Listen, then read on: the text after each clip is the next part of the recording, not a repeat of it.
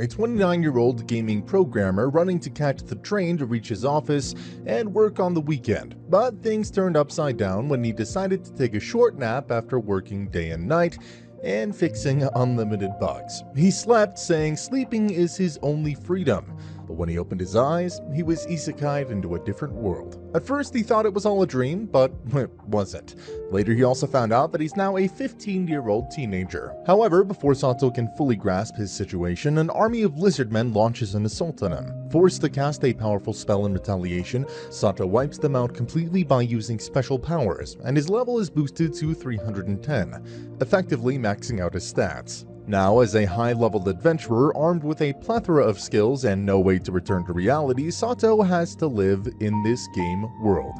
After defeating the captain of the Lizardmen and earning the title of Conqueror of the Valley of Dragons, Sato still believes that all of this is a dream. Sitting on mountain, Sato was finding a way to log out from this game, and that's when he discovered his new magical abilities. He used Meteor Shower at a distant place, but was still not distant enough, and now he has to run or he'll die from the Meteor Shower he used as a test. Anyways, he was still alive, and because of the high risks of the Meteor Shower, Sato decided to turn it off. Later, he changed into new clothes, drank some water, and took a nap. After the adventures in episode 1, Sato saw a group of people fighting with a wyvern. Their level was low and all of them were having a hard time defeating him. Seeing this, Sato jumped into the battlefield to save a girl and took her to a safe place. The girl thanked him for saving her life, and then they both introduced themselves.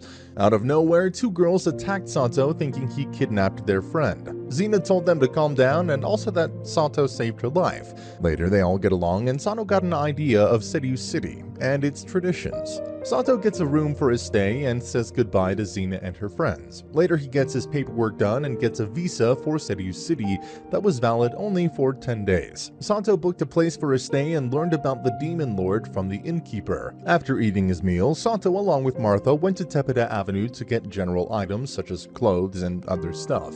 In the market, Sato met two demi-humans and saved them from bullying. Sato then bought some hair clips for Martha as a thank you gift, but we all know our MC is trying to win her heart. Both of them returned home after shopping for a few more things, and Sato then ate a delicious lunch recommended by Martha.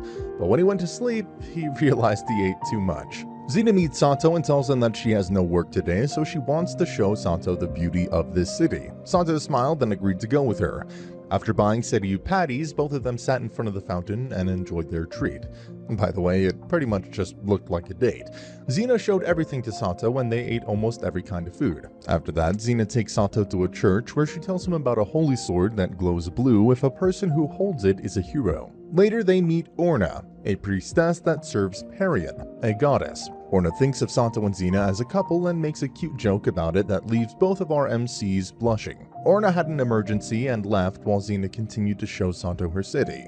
While traveling, Sato sees something terrible that made him sad. He saw people throwing stones at demi-humans, thinking that they are devils, and hitting them is God's will. Seeing this, Xena jumped in front of them to stop the people from hitting them. Seriously, what is it with isekais and racism against demi-humans? It's in like every one of them. Sato immediately searched for the master of these demi-humans and exposed him in front of the people who were throwing stones at the demi-humans. Suddenly, a demon forced himself out of the body of the accused man and attacked everyone. As Sato was trying to free the demi-humans, the escaped demon did something and trapped everyone in his master's cave. He's now trapped inside a cave and he must complete the mission to escape this labyrinth. Sato becomes the new master of the demi-humans and gives them names along with food, water, and clean clothes. Sato formed a team with Lisa, Tama, and Pochi and started his journey to escape this strange cave. Sato notices that Lisa, Pochi, and Tama are not getting any experience because all they're doing is obeying him. So to fix it, he starts ordering them to help him in killing the huge bugs. We all know Sato can kill these bugs even with his eyes closed, but he wanted his comrades to gain experience as well. Honestly, Sato seems to be a pretty good guy. Starting to like him. Their level eventually increased after they defeated many bugs together. Sato then gave them food and ordered them to take a 3-hour nap. They all become more devoted to Sato as he proceeded to teach skills to them. After walking for a while and killing lots of monsters, a level 40 undead beast appeared, and Sato was the only one who could defeat him. He is level 310 after all. After defeating the monster, he saved some people and gave Lisa, Tama, and Pochi orders to protect everyone from those strange slime-like monsters. Meanwhile, Sato finds Xena and rescues her immediately. A group of soldiers found a treasure box. When they opened it, the demon who trapped everybody in this cave came out. Everyone tried to kill him, but in vain, and on top of that, he summoned the Demon Lord, his master. And now the only person who can save everyone is Sato. Sato makes his appearance and sliced the Demon Lord with his sword and saved everyone. Lisa, Tama, and Pochi became the official slaves of Sato, and everything is now perfect. Arisa, along with Lulu, is presented to Sato as a slave, and Sato's confused about whether he should keep them as slaves or not. Sato ends up signing a contract and getting Arisa and Lulu as slaves. Now he has 5 slaves. After a short introduction to each other, they all return back to the inn. As they were on their way back, Sato realized everyone was hungry and decided to treat everyone to delicious food. Sato also bought cute dresses for everyone, and we can assure that Sato is a great kind of man. Sato arranged a room for Lisa, Tama, and Pochi and slept with Arisa and Lulu. Sato wakes up at night and finds Arisa kissing him. He felt something was off, and when he realized that Arisa was using her powers to seduce Sato, he simply ordered her to stop it. Arisa later also revealed that she wants to serve Sato and she's fallen in love with him. Arisa gave Sato all the information about being summoned as a hero, and after listening to her, Sato asked why she became a slave. They both fell asleep. Xena comes to meet Sato and becomes angry after finding Sato sleeping with Arisa. Sato ran to clear the misunderstanding, and when things cooled down, Sato gave some money to his slaves and ordered them to go to the market to buy everything they want. Sato's behaving like a gentleman and treating everyone like they're his wives. Sato, along with Xena, is now looking for a property for rent so all of them can live together in the same place.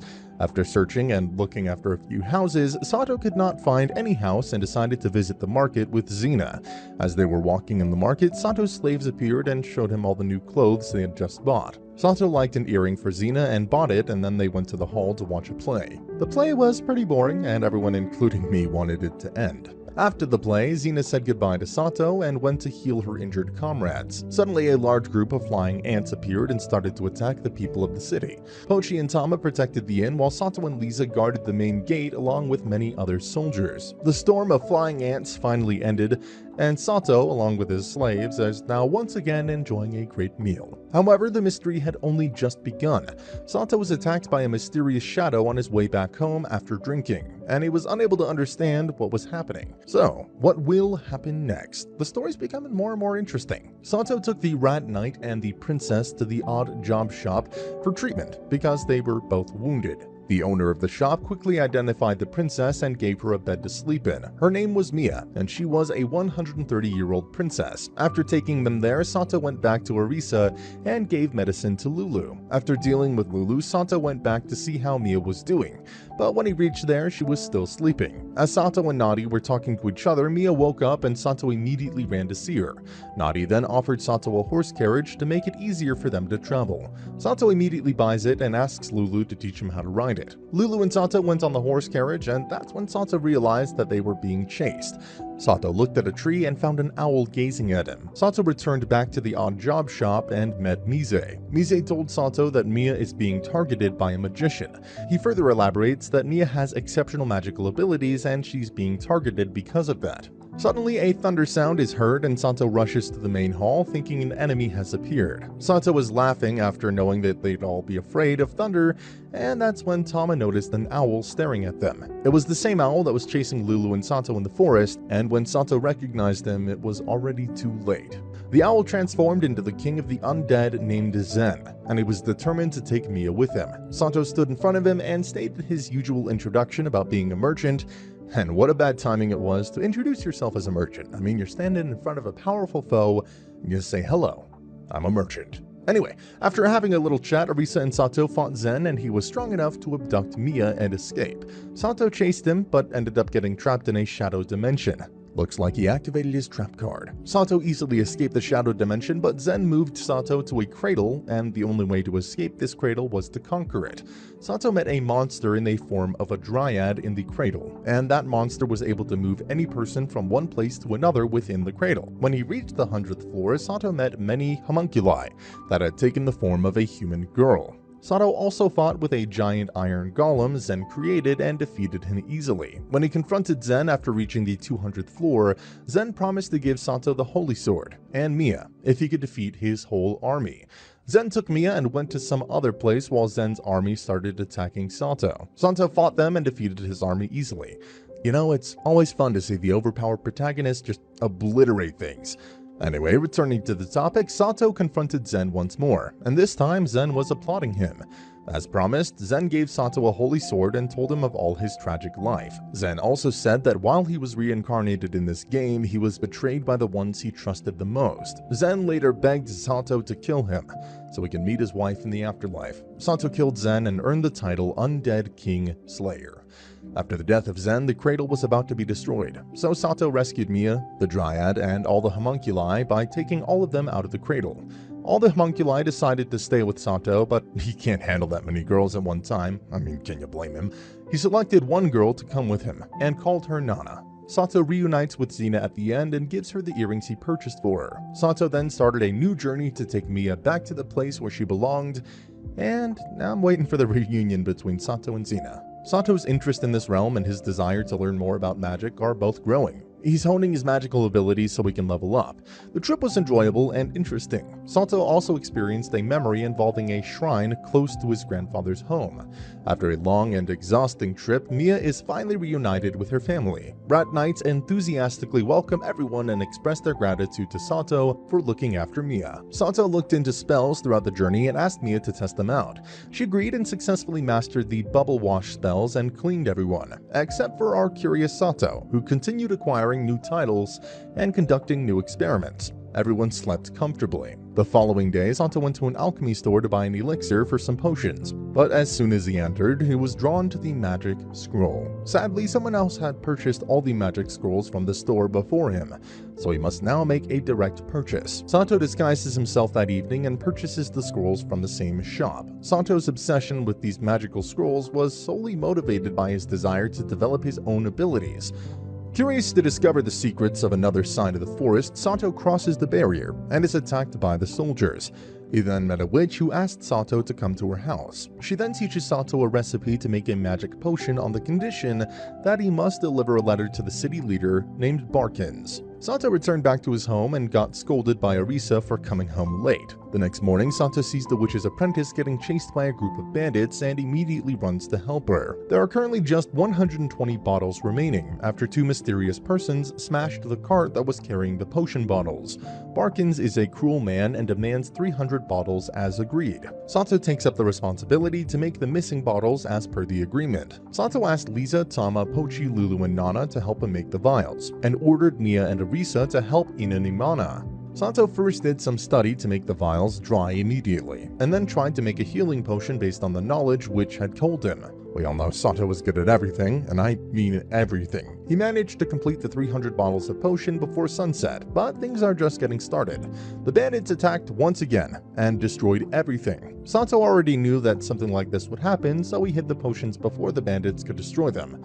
Sato once again visited the office of Barkins, and he ordered Sato to leave the city immediately, as he could never fulfill the order of supplying 300 bottles of healing potion. But we're talking about Sato, and this man can literally do anything. He managed to deliver the potions before sunset, but Barkins refused to sign the delivery note. That's when Count Kuhano entered the office and said, "I shall sign it for you." The witch exposed Barkins' terrible acts, leading Count Kuhano to dismiss him. Barkins became furious upon hearing this and attacked Kuhano. Both of them were fighting fiercely until Sato came in and stopped Kuhano from killing Barkins. Then Sato proposed that Barkins should be imprisoned rather than executed. After taking charge of the situation and making everyone happy, Sato wrote a letter to Xena in which he detailed everything that had occurred throughout his travels. Sato, along with his crew, continued their journey, and our fantastic anime ends here. Subscribe to the channel. I'll be uploading a lot of videos just like this. See you at the next one.